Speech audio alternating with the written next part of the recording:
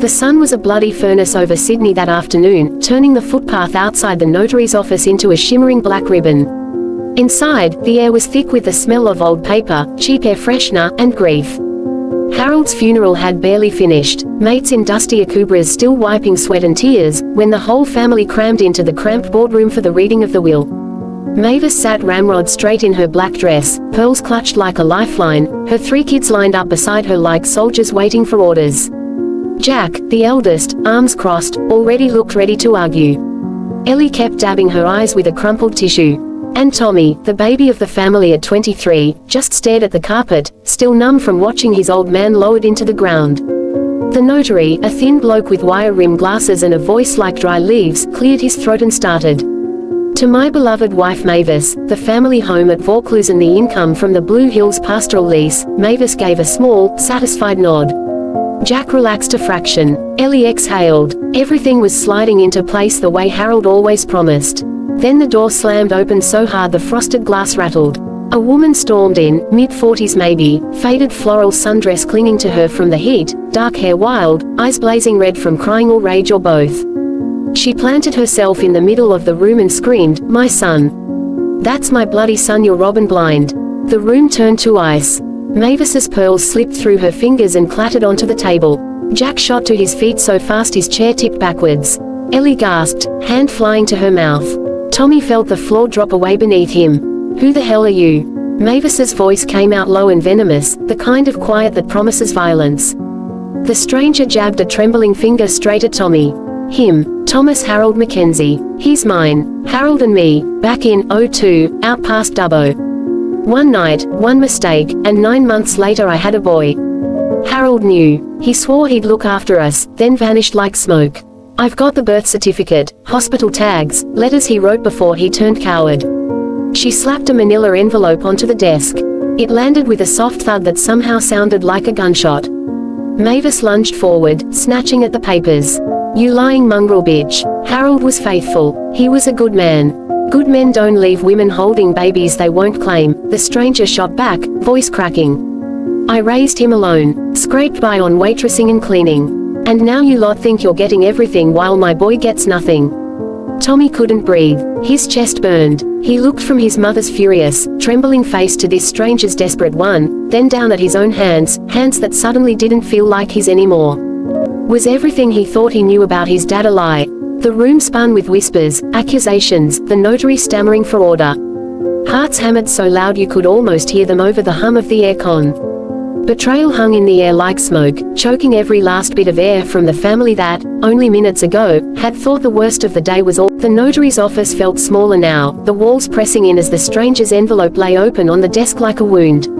She pulled out the documents one by one with shaking hands. First a photocopied birth certificate stamped, Dubbo Base Hospital, the 18th of September 2002, Thomas Harold Mackenzie listed as the father.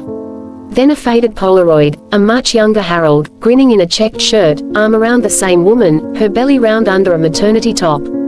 Last, a single handwritten letter on yellowed paper, Harold's unmistakable scrawl promising, "I'll sort it, love. Money's coming. Don't tell a soul yet." Mavis snatched the photo, staring at it like it might catch fire in her grip. "This is rubbish. Anyone can fake a picture. Harold never wrote like that, he hated putting pen to paper." But her voice wobbled at the edges, the first crack in 25 years of certainty. Jack stepped forward, towering over the woman.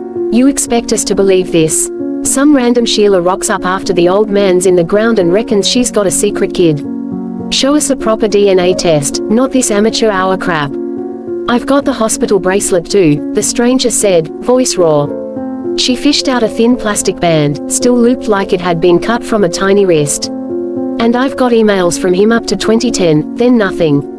He blocked me when I pushed for support. I raised Tommy alone. School fees, doctor bills, rent in a caravan park. While you lot were living in Vaucluse with maids and private schools." Ellie let out a choked sob. "Dad wouldn't do that. He was always there for us. Football games, birthdays, he never missed a thing. Maybe he was making up for it," the woman snapped. "Guilt's a hell of a motivator."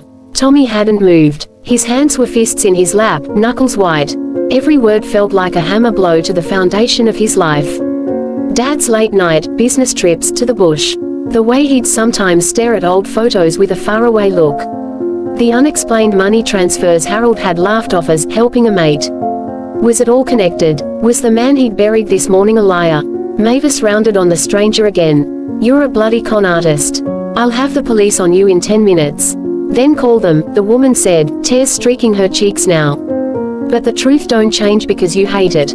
Tommy deserves to know who his real mum is. The notary tried to interject, perhaps we should adjourn and verify, but no one listened. Accusations ricocheted like bullets in a tin shed. Jack threatened lawyers. Ellie begged everyone to stop. Mavis's face had gone grey, her breathing shallow. And Tommy, poor Tommy, felt the room tilting, every tick of the wall clock stretching the agony longer.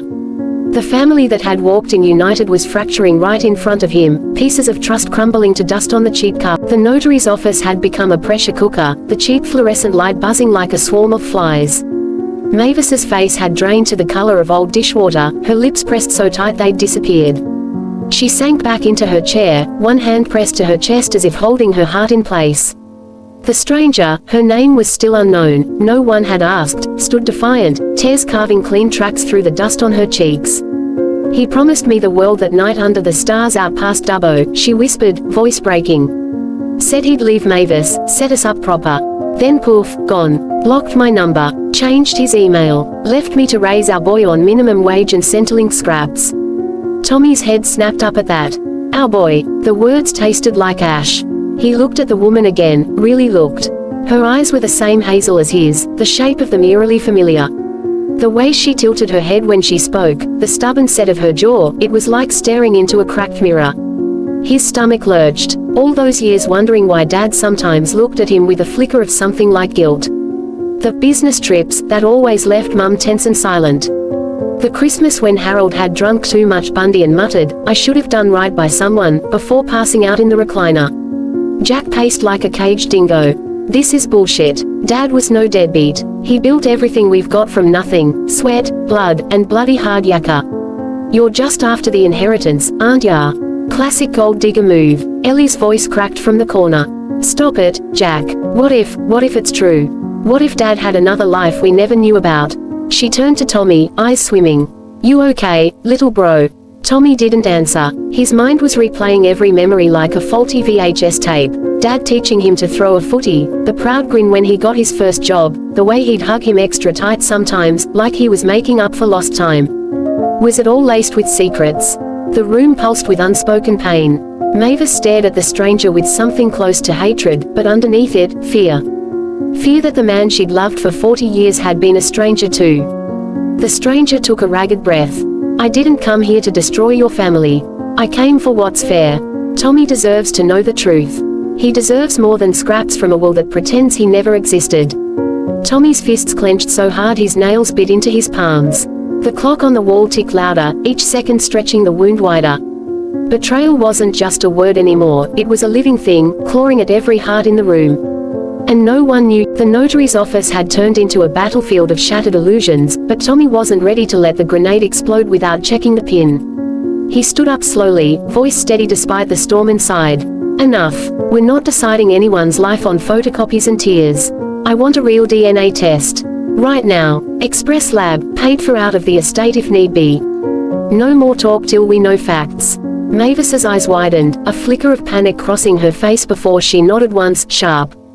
Do it, Jack grumbled but didn't argue. Ellie squeezed Tommy's arm like she was afraid he'd vanish. The stranger, her name turned out to be Leanne, looked stunned, then hopeful. The notary, sensing a way out of the chaos, made frantic calls. A private pathology service in the CBD promised results in under 2 hours for triple the fee. Swabs were taken on the spot, Tommy first, then Leanne, cheek cells scraped into sterile tubes while everyone watched in tense silence. The wait was agony. No one spoke much. Mavis stared out the window at the harbor glittering in the late sun. Jack scrolled his phone furiously. Ellie whispered apologies to no one in particular. Leanne sat clutching her faded handbag, knuckles white. Tommy paced, replaying every memory of Harold, fishing trips, footy grand finals on the couch, the quiet pride in his voice when Tommy got his mechanic's apprenticeship. If Dad had lied, it wasn't just about money. It was about who Tommy was. 2 hours and 17 minutes later, the notary's laptop pinged. He opened the email, scanned the report, then cleared his throat. The probability of paternity is 0.001%. No biological match. Leanne's face crumpled. She staggered back a step. That can't be. Jack was already on his phone. Police, non-emergency. We've got a fraudster here impersonating family for inheritance. Within minutes, 2 uniformed officers arrived, calm and professional. Leanne tried to bolt but froze when they blocked the door. She sobbed, "I believed it. Harold told me stories, gave me that photo, said it was him." Turns out she'd been part of a small-time scam ring targeting grieving families, fed details by a crooked ex-employee of Harold's old mining firm. The birth certificate was real, but the father's name had been Photoshop. Tommy's real name was never on it. As they cuffed her, Mavis stepped forward, voice low but still hard. "You tried to tear my family apart the day we buried my husband. For money. I hope the judge remembers that." Leanne was led out sobbing. The room exhaled. Mavis pulled Tommy into a fierce hug, the first real one since the funeral. "You're mine, love. Always were." Jack clapped him on the back. Ellie wiped her eyes and smiled for the first time all day. Later, over beers at the pub across the road, the family made a decision. Half the inheritance, shares, station, the lot, would go into a trust for victims of inheritance scams. A quiet way to turn the knife back on the bastards who preyed on grief. Tommy raised his glass. To Dad. Reckon he's up there shaking his head, saying, "Told ya no one rips off an Aussie family that easy." They clinked glasses, the sound clean and final. Justice didn't need fireworks, just truth, and the stubborn bloody loyalty that runs deeper than any lie.